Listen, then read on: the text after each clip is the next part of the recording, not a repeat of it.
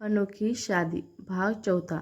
लोरी ने जैसे ही फ़ोन उठाया, करण की आवाज़ सुनते हुए कहा, हेलो करण सर, रात के इस वक्त आपने मुझे कैसे याद कर लिया?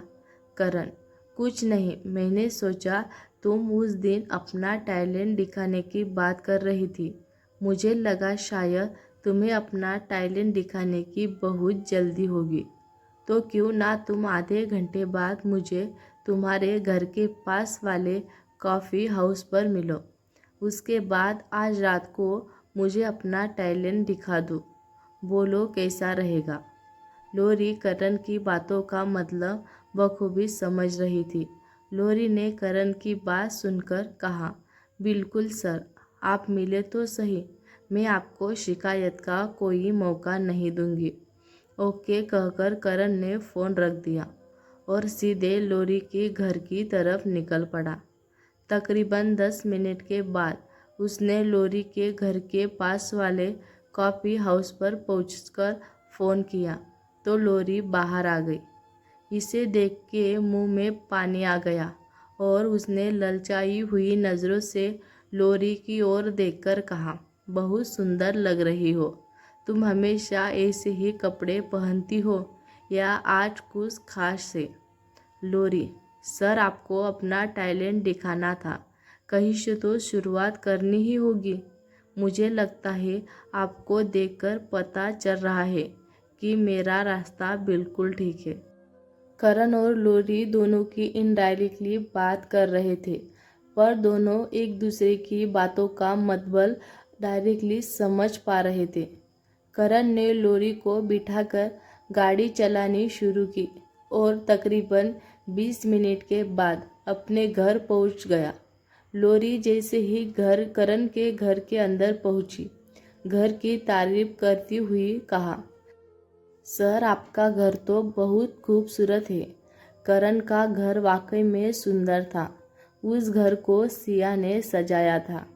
करण ने अपनी गाड़ी की चाबी को पास में पड़ी हुई टेबल पर रखते हुए और लोरी को अपनी बाहों में खींचते हुए कहा, मैं तुम्हें यहाँ अपने घर की तारीफ करवाने के लिए नहीं लाया हूँ। और यह कहकर करण ने लोरी के होठों पर एक किस किया।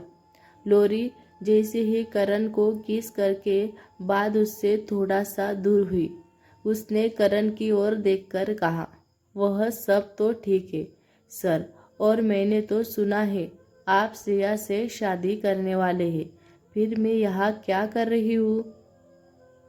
करण, मुझे नहीं लगता कि तुम बेवकूफ़ लड़कियों में से हो जिसके लिए फिजिकल रिलेशन, इमोशनली रिलेशन और प्रॉमिस में कोई मायने रखता है। तो तुम्हें जितना कहा जाए उतना करो। तुम्हें अपना करियर बनाना है ना, तो बन जाएगा। बस इतना समझ लो, तुम्हारी ज़रूरत तुम्हारा करियर है और मेरी ज़रूरत तुम और तुम्हारा ये जिस्म है। अगर हम एक दूसरे की ज़रूरत है पूरी करेंगे रहेंगे तो दोनों का फ़ायदा ही रहेगा। और थोड़ी ही देर के बाद दोनों बिस्तर पर थे। अब यह रात का हो चुका था। हर रात लोरी करण के बिस्तर पर बिताने लगी थी। दूसरी तरफ सिया का करियर आसमान की ऊंचाई को छू रहा था। उसे दिन पर दिन नए कॉन्ट्रैक्ट्स मिलते ही जा रहे थे।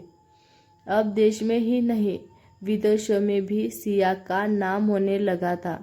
लोग वहाँ पर भी सिया को पहचानने लगे थे। इस दौरान सिया के बीच में कुछ समय के लिए विदेश में रहकर एक कोर्स और कुछ प्रोडक्ट्स पर काम भी किया था।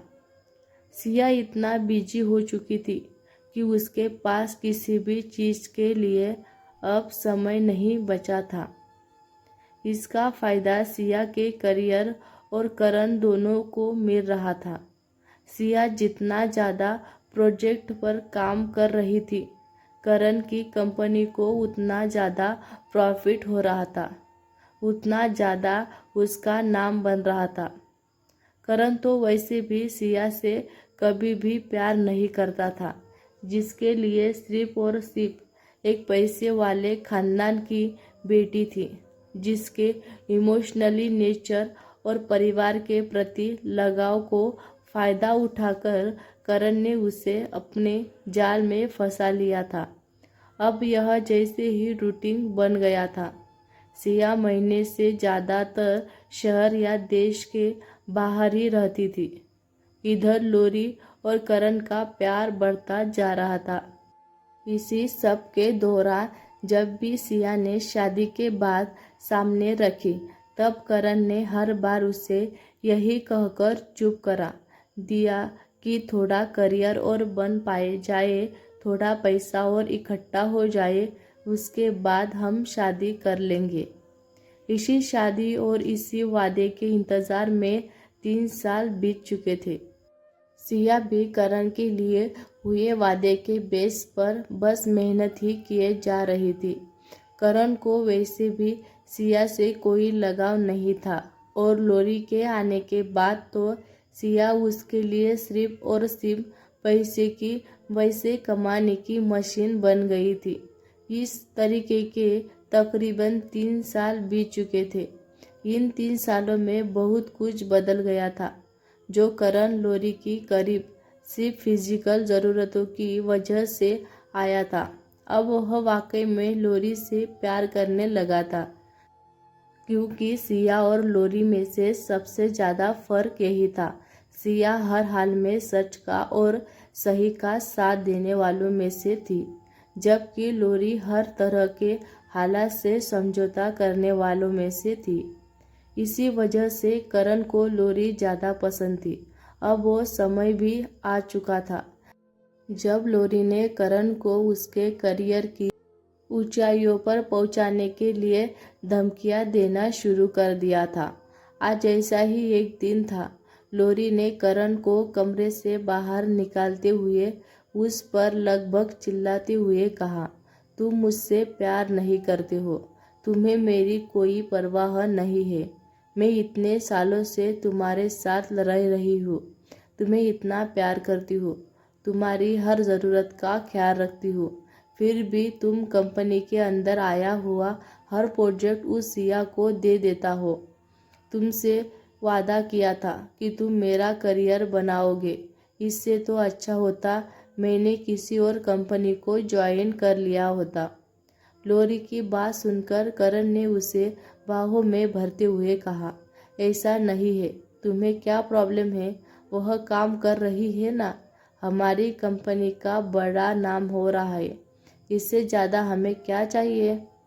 इस बात पर लोरी ने उसका हाथ झटकते हुए कहा, मैं यहाँ पर किसी का मुंह देखने के लिए नहीं आई हूँ।